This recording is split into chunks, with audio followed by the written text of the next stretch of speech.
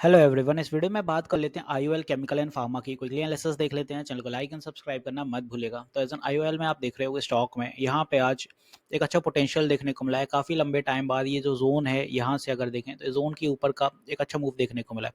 अब स्टॉक आ जाता है near breakout as it is, वो भी बताता हूँ कैसे नियर ब्रेकआउट आ रहा है। पहले यहाँ फॉर्मेशन देख लो तो यहाँ पे ऊपर वाली ट्रेंड लाइन के करीब जब भी आ रहा है रेजिस्टेंस मिल रही है, आज भी उसी के करीब आते आते रेजिस्टेंस मिली है और नीचे जहाँ हमेशा सपोर्ट बन जाता है। तो एक आप देखें इस तरह से रिट्रेसमेंट वाली फॉर्मेशंस क्रिएट हो चुकी हैं ऑलरेडी। यहाँ पे जाके फिर रिट्रेस करेगा, फिर रेडी होगा। इस तरह से चलने वाला है फिलहाल स्टॉक। अब इंपॉर्टेंट है कि यहाँ पे ब्रेकआउट जिसकी मैं बात कर रहा हूँ वो कौन सा है। अगर आप इसको क्लोजली ऑब्जर्व करते हैं ये जोन को, ये वाला जोन आप देखें अगर क्लोजली, तो आपको समझ आएगा कि भाई ब्रेकआउट कौन सा है। पहले भी यहाँ रिजेक्शंस देखने को मिले थे, यहाँ भी था, यहाँ भी था। ये सितंबर 23 की बात है और यहाँ पे भी आप देखें तो अप्रैल 22 की बात है और तब से इसमें मूव नहीं आया। फाइनली इसी जोन के आसपास फिर से पहुंच गया स्टॉक। बट अब इस बार इसमें उम्मीद बन रही है कि भाई चल सकता है, बिकॉज वीकली टाइम फ्रेम अगर देखें तो यहाँ पे गैपिंग है। लास्ट टाइम तो गैपिंग नहीं बची थी वीकली टाइम फ्रेम पे और यहाँ पे उम्मीद है कि भाई चल सकता है। डेली टीएफ के अकॉर्डिंग देखते हैं यहाँ पे तो अभी भी इसमें मूव बनने की पूरी पूरी उम्मीद दिख रही है। तो अगर आने वाले दिनों में इसमें कोई भी मूव ऊपर की दिशा में बनता है तो यहाँ ब्रेकआउट होगा 533 534 का, फिर टारगेट जाएगा यहाँ पे 550। ये बड़ा हर्डल रहने वाला है 550 का साइकोलॉजिकल लेवल। अगर 550 निकलता है भाई तो फिर स्टॉक में ये है कि ऊपर की दिशा पे जाके यहाँ रिजेक्शन फेस करके फिर गिर जाएगा ये। तो गिर के इसी जोन में कंसोलिडेट हो जाएगा और जब कंसोलिडेट होकर फिर रैली करेगा तब फिर आपको ये ऊपर के टारगेट दिखाएंगे 600 के आसपास इस जोन में। तो रहने वाला तो इसी जोन में, जोन तोड़ के बाहर जाने वाला नहीं है। ब्रेकआउट उतना दम है नहीं कि भाई ब्रेकआउट दे दे, तो यहाँ पे जाएगा जरूर, इस जोन का ब्रेकआउट देगा बट 550 का रेजिस्टेंस फेस करके फिर कंसोलिडेट कर जाएगा। कंसोलिडेशन के बाद फिर तेजी दिखाएगा, तब फिर इसमें मोमेंटम आएगा। तो कुछ इस तरह से चलने वाला है IOL chemical and pharma. EMS के अकॉर्डिंग देखें तो ईएमएस काफ़ी सपोर्टिव हैं और साथ ही साथ चल रहे हैं। कैंडल्स के ज़्यादा दूरी तो है नहीं तो कोई दिक्कत नहीं है। यहाँ पे मंथली टाइम फ्रेम देखें तो बहुत करेक्टेड है। मंथली टाइम फ्रेम वापस से एक अपसर्ज लेते हुए नजर आ रहा है और मूविंग एवरेज क्रॉस ओवर हो चुका है।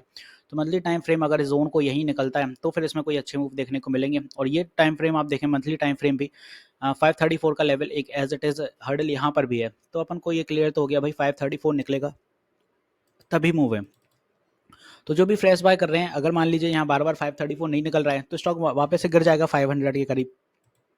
तो मेरे अकॉर्डिंग या तो ब्रेकआउट के बाद पकड़ते हैं, मतलब 550 सस्टेन हो जाने तो कोई दिक्कत नहीं है, क्योंकि 550 सस्टेन होने के बाद भी स्टॉक गिरेगा एक बारी, तब भी आप इसको इसी जोन पे पकड़ सकते हो। तो 520 के आसपास की रेंज इसमें इतनी आसानी से छूटेगी नहीं, तो इस जोन के आसपास आप फिर से कैप्चर कर सकते हो। अगर अभी करना है तो अभी कर सकते हो, वरना आने वाले दिनों में भी कर सकते हो। क्योंकि अभी अगर करोगे कैप्चर तो यहाँ पे ये रहेगा कि भाई ऊपर स्टॉक चलता है, निकल गया तो अच्छी बात है, वरना प्रॉफिट बुक कर लेना और वापस से अगर नीचे आ रहा है तो फिर एक्यूमुलेट कर लेना। इस तरह से आप चल सकते हो और देख सकते हो, क्योंकि यही मूव रहेंगे, इसी जोन में रहेंगे।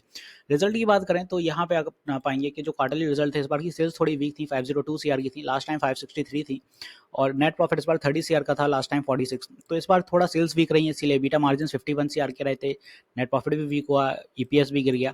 वरना बाकी आप देखें तो कंपनी अच्छी है, प्रॉफिटेबल कंपनी है और ओवरऑल सारे क्वार्टर ठीक ठाक ही रहते हैं।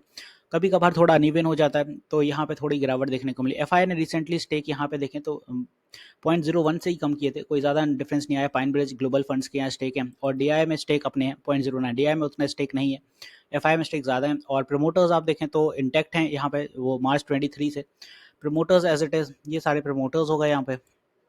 और जो पब्लिक का शेयर आता है वो ऑलमोस्ट आता है यहाँ पे 50% के आसपास।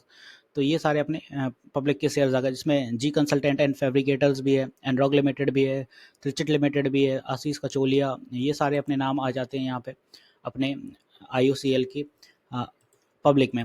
तो आई होप यहाँ पे मैंने आईओएल के सारी चीज़ें अच्छे से क्लियर कर दी। स्टॉक में मोमेंटम कैसा बनेगा, कहाँ तक जाएगा और कहाँ मूव पकड़। तो अगर अच्छी बात है कि भाई यहाँ अगर नहीं पकड़ पा रहे हैं आप, या फिर यहाँ पे आपको लग रहा है कि भाई फॉल ना आ जाए, तो बेटर है यहाँ पे जाके वापस से रिटेस्टिंग करेगा तब पकड़ सकते हैं। या फिर अभी कोई पुल बैक आ रहा है तो फिर से सपोर्ट बनाएगा 500 के करीब, तो वहाँ देख लीजिए। क्योंकि यहाँ पे स्टॉक में जब भी कोई भी फॉल आएगा तो ये ट्रेंड लाइन ब्रेक करेगा। ये ट्रेंड लाइन टूटी मतलब स्टॉप लॉस सेट होना चाहिए आपका। तो trend line as of stop loss मान के चल सकते हैं। टारगेट आपके ऊपर के लिए बता देता हूँ यहाँ पे, अगर 550 सस्टेन करता है आने वाले दिनों में तो 575 और 600 के टारगेट लेके चलेंगे। अपन ज़्यादा नहीं ले रहे अभी, क्योंकि यही टारगेट स्टॉक आ जाएंगे, स्टॉक के लिए काफ़ी है। क्योंकि 600 का लेवल काफ़ी लंबे टाइम से निकला भी नहीं स्टॉक, तो 600 का हर्डल आई होप काफ़ी बेटर है और यही टारगेट लेके चलते हैं। नीचे सपोर्ट अपना 500 का रहेगा।